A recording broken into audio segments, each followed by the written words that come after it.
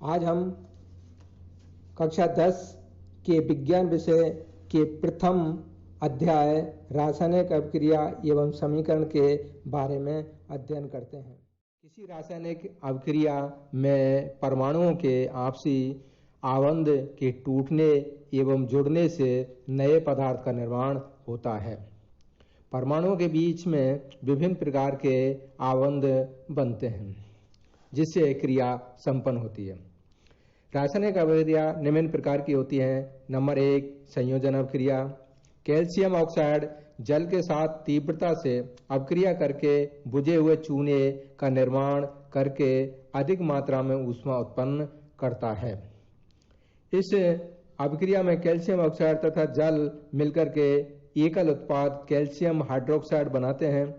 अतः ऐसी अभिक्रिया जिसमें 2 या 2 से अधिक अभिकारक मिलकर एकल उत्पाद का निर्माण करते हैं उसे संयोजन अभिक्रिया कहते हैं।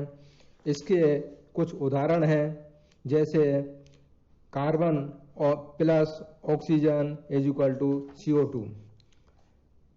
जब 2 या 2 से अधिक पदार्थ संयोग करके एकल उत्पाद का निर्माण करते हैं, ऐसी अभिक्रिया को संयोजन अभिक्रिया कहते हैं। जिन अभिक्रियाओं में उत्पाद के निर्माण के साथ साथ ऊष्मा भी उत्पन्न होती है उन्हें ऊष्माक्षेपी रासायनिक अभिक्रिया कहते हैं। दूसरी अभिक्रिया वियोजन अभिक्रिया, इसे अपघटन अभिक्रिया भी कहते हैं। इस अभिक्रिया में एकल अभिकर्मक टूटकर छोटे छोटे उत्पाद प्रदान करता है। यह एक वियोजन अभिक्रिया है। जैसे उदाहरण के लिए फेरस सल्फेट को जब गर्म किया जाता है तो फेरस ऑक्साइड और सल्फर डाइऑक्साइड में बदल जाता है। ऊष्मा देने पर कैल्शियम कार्बोनेट का कैल्शियम ऑक्साइड तथा कार्बन डाइऑक्साइड में वियोजन होना एक प्रमुख वियोजन अभिक्रिया होती है। दूसरा उदाहरण है इसका कैल्शियम ऑक्साइड कैल्शियम कार्बोनेट चूने का पत्थर भी कहते हैं। इसको ऊष्मा दी जाती है तो कैल्शियम ऑक्साइड और कार्बन डाइऑक्साइड में बदल जाता है। तीसरी अभिक्रिया विस्थापन अभिक्रिया है।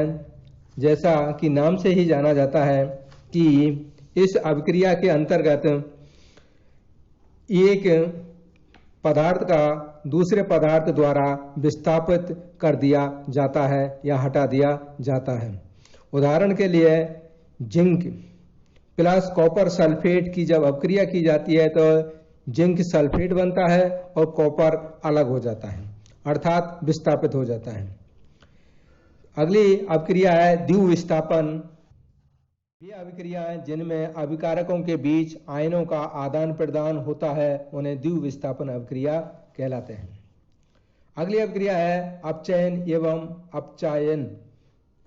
अभिक्रिया के साथ जब किसी पदार्थ में ऑक्सीजन की वृद्धि होती है तो कहते हैं कि उसका अपचयन हुआ है, तथा जब अभिक्रिया में किसी पदार्थ में ऑक्सीजन का ह्रास या निकलना होता है तो कहते हैं उसका अपचयन हुआ है। उदाहरण के लिए कॉपर प्लस ऑक्सीजन जब क्रिया करते हैं तो कॉपर ऑक्साइड बनता है, इसमें ऑक्सीजन जुड़ रही है, इसका अपचयन हुआ है। किसी अभिक्रिया में एक अभिकारक उपचयित तथा दूसरा अभिकारक अपचयित होता है। इन अभिक्रियाओं को उपचयन अपचयन अभिक्रिया अर्थात रेडॉक्स अभिक्रिया कहलाते हैं। संक्षारण, लोहे पर जंग लगना जिससे एक पीली परत बन जाती है और वह बदल जाती है। जब कोई धातु अपने आसपास अम्ल आर्द्रता आदि के संपर्क में आती है तब यह संक्षारित होती है। इस प्रक्रिया को संक्षारण कहते हैं। उदाहरण है चांदी के ऊपर काली परत तथा तांबे के ऊपर हरी परत चढ़ाना संक्षारण है। विकृत गंधता, बच्चों आपने देखा होगा कि जब वसायुक्त अथवा तैलीय खाद्य सामग्री जब लंबे समय तक रखा जाता है तो उसमें गंध आने लगती है तथा स्वाद भी बदल जाता है। अपचित होने पर तेल तथा वसा विकृत गंधी हो जाता है और उनके स्वाद तथा गंध में परिवर्तन हो जाता है। ऑक्सीजन हटाकर उसमें अन्य पदार्थ भी सक्रिय हो जाते हैं। इसे विकृत गंधता कहलाते हैं।